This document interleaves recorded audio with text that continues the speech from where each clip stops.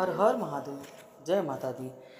प्रिय भक्तजनों, अगर आपने नवरात्रि के व्रत रखे हैं और आप कलश विसर्जन करना चाहते हैं या दुर्गा विसर्जन करना चाहते हैं तो इस वीडियो में आपको आपके सभी सवालों के उत्तर मिलने वाले हैं।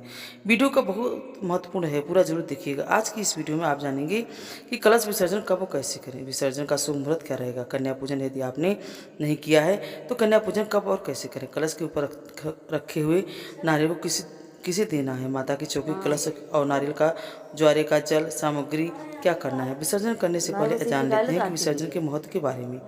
और इस वीडियो का उन लोगों को जरूर देखना चाहिए जो कलश विसर्जन नवरात्रि में अष्टमी या फिर नवमी की तिथि पर कर लेते हैं। आप जानते ही हैं कि हमारी माता प्रकृति और स्व हमारा यह नश्वर शरीर पंच तत्वों से बना है। पंच तत्व यानी कि पृथ्वी, जल, अग्नि, आकाश, वायु और विसर्जन का विधान इसी ब्रह्मांडी चक्र पर निर्धारित है। जब हम मिट्टी की प्रतिमा बनाते हैं तो उसमें प्राण प्रतिष्ठा करते हैं तो इस पर निराहार सर्वव्यापी ब्रह्मा यानी दिव्य चेतना को एक साकार माध्यम में आह्वान करते हैं। 9 दिन की पूजा से हमारी वह मूर्ति दिव्य ऊर्जा से ओतप्रोत हो जाती है। और विसर्जन का अर्थ होता है कि उस दिन दिव्य चेतना को उसके मूल तत्व जल में सहज वापस लौटाना। जल को स्वयं नारायण का स्वरूप है और वरुण देव का क्षेत्र माना गया, इसलिए यह विसर्जन किसी त्याग या अशुभ कर्म का प्रतीक नहीं होता है, बल्कि पूर्णता और ब्रह्मांडी वापसी का परम पवित्र कर्म है। और यह क्रिया अपने आप में किसी भी वार या दिन की निषेध से ऊपरी है, क्योंकि विसर्जन करते समय अक्सर लोग दिन का भी विचार रखते हैं कि आज गुरुवार का दिन है, विसर्जन नहीं किया जाएगा, या आज सोमवार का दिन है, या आज रविवार है, कलश विसर्जन नहीं करना चाहिए।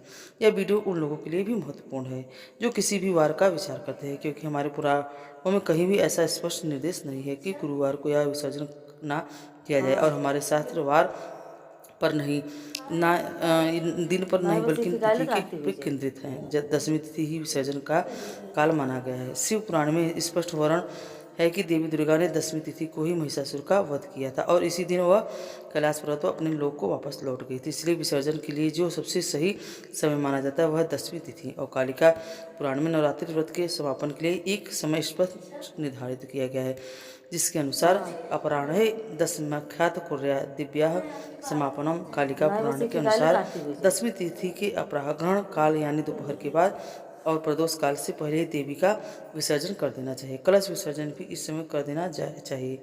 और हमारे धार्मिक ग्रंथ निर्णय सिंधु में भी इस बात का वर्णन है कि दशमी तिथि के दिन विशेषकर अपराह्न काल में विसर्जन करना चाहिए। तो इस प्रकार इन सभी प्रमाणों से यह अक्राटक रूप से सिद्ध होता है कि विसर्जन करने के लिए दशमी तिथि ही सर्वोपरि मानी गई है। अगर शुभ दशमी तिथि को कोई भी वार पड़ रहा हो या कालिका पुराण के निर्देशानुसार विसर्जन करना पूर्ण शास्त्र संपन्न है तो इसमें किसी भी प्रकार का कोई दोष नहीं लगता है, क्योंकि शास्त्र तिथि को महत्व देते हैं और वार को नहीं। अक्सर लोग कलश विसर्जन जिनके यहाँ अष्टमी को कन्या पूजन होता है वह अष्टमी तिथि को कन्या पूजन करने के बाद कर लेते हैं। जो कुछ लोग नवमी तिथि को भी कलश विसर्जन करते हैं तो आप यदि इस नियम का पालन करते हैं पहले से करते आ रहे हैं, अगर हो सके तो इस नियम को आप बदल दीजिए और दशमी तिथि को ही कलश विसर्जन या दुर्गा विसर्जन करना शुरू कर दीजिए। और अगर आप ऐसा नहीं करना चाहते हैं तो आपके साथ कोई परेशानी नहीं है, कोई समस्या है तो आप फिर नवमी तिथि को भी विसर्जन कर सकते हैं। आइए जान लेते हैं कि विसर्जन की संपूर्ण विधि के बारे में, ताकि विसर्जन करते समय आपको किसी प्रकार का कोई दोष न लगे। विसर्जन करते समय भद्राकाल या राहुकाल का समय ना हो, इस बात का भी ध्यान रखना चाहिए। जैसा कि इस बार चैत्र नवरात्रि 19 मार्च गुरुवार से शुरू हुई है और नवरात्रि की अष्टमी और नवमी तिथि को इस बार 26 मार्च गुरुवार को ही पड़ रही है।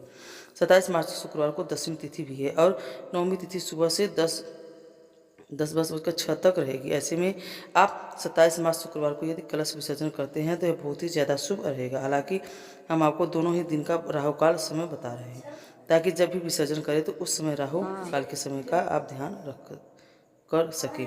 26 मार्च गुरुवार को राहुकाल दोपहर 1:30 बजे तक 3 बजे तक रहेगा और 27 मार्च शुक्रवार को राहुकाल सुबह 10:30 से दोपहर 12 बजे तक रहेगा। इन दोनों समय में दोनों ही दिन में आप अलग अलग राहुकाल का समय है और उस समय विसर्जन ना करें। कलश विसर्जन की सही विधि के बारे में जान लीजिए। तो सुबह स्नान करके साफ वस्त्र धारण करें और माता रानी का विधिवत पूजा करें। हाथ जोड़कर माँ से प्रार्थना करें कि हे माँ दुर्गे, आपने इन 9 पावन दिनों में हमारे घर पर पधार कर हमें आशीर्वाद दिया है। अब आप अपने धाम को प्रस्थान कीजिए और हम सब पर अपनी कृपा कीजिए। यदि इन 9 दिनों में उपवास में पूजा पाठ में हमसे कोई गलती हो गई हो तो उसका दोष हमें न लगे, हम पर ऐसी कृपा करना। आज हम विधि विधान से कलश विसर्जन करने जा रहे हैं। हम अज्ञानी हैं, यदि विसर्जन में हमसे कोई गलती हो जाए तो हे माँ हमें अपनी संतान समझकर हमारे उस गलती को, उस अपराध को क्षमा कीजिएगा। इस प्रकार सच्चे मन से आप प्रार्थना करें और सबसे पहले कलश के ऊपर रखा हुआ नारियल हटाएं और कलश के जल को पूरे घर में छिड़कें। बाकी बचे हुए जल को आप अपने घर में किसी पौधे में विसर्जित कर दें। तुलसी जी के पौधे में विसर्जित ना करें। आसपास पीपल का बड़ा सा वृक्ष हो, नीम का हो या बेलपत्र, तो यहाँ पर विसर्जित किया जा सकता है। और जिनके घर के आसपास इस तरह के पेड़ पौधे ना हो, पवित्र जगह ना हो, तो अपने घर पर पौधे में विसर्जन कर सकते हैं। कलश के ऊपर रखा हुआ नारियल क्या करना चाहिए, तो कुछ लोग तो परिवार में प्रसाद के रूप में इस नारियल को तोड़कर बांट सकते हैं, ग्रहण कर सकते हैं या आसपास किसी मंदिर में अर्पित कर सकते हैं। कभी भी नारियल को इधर उधर नहीं फेंकना चाहिए और सड़क के किनारे किसी पेड़ के नीचे नहीं रखना चाहिए। अगर संभव हो तो बहते हुए जल में इस नारियल को विसर्जित किया जा सकता है। नारियल यदि अंदर से खराब निकल जाए तो भी परेशान न हो। ऐसा हो सकता है कि कभी कभी कलश के अंदर जितनी भी जल सामग्री डाली गई है उससे में से एक का सिक्का निकालकर, और अगर आपने पंचरत्न डाले हैं तो कोई भी रत्न डाला है तो उसे निकालकर बाकी सभी सामग्री विसर्जित कर दिया जाता है। अगर आपने ज्वारे बोए हैं तो ज्वारों को भी आसपास की गौशाला में रख सकते हैं, तो गौ माता के रख सकते हैं। और अगर आसपास ऐसी व्यवस्था नहीं है तो इन सभी ज्वारों को घर में ही किसी गमले में मिट्टी में दबा सकते हैं। मिट्टी के जो भी दिए आपने प्रयोग किया वो मिट्टी का घड़ा पात्र इस्तेमाल में किया जा सकता है। मिट्टी का कलश इस्तेमाल किया है उन सबको भी आपको विसर्जित कर देना है चाहिए। और विसर्जित करने के लिए अब आपने जो जो बड़े बड़े पात्र रखे हैं उसमें आप जल भरकर या पक्षियों के लिए खाना आदि रखकर उनका उपयोग कर सकते हैं। माता की चौकी आप अगली बार पूजा के लिए प्रयोग में ला सकते हैं। और जो नारियल के ऊपर आपने चुनरी लपेटी है या कलावा लपेटा है या पूजा में जितनी भी जगह आपने कलावा इस्तेमाल किया है उस सबको आप अपने परिवार में खुद के हाथ में बांध सकते हैं।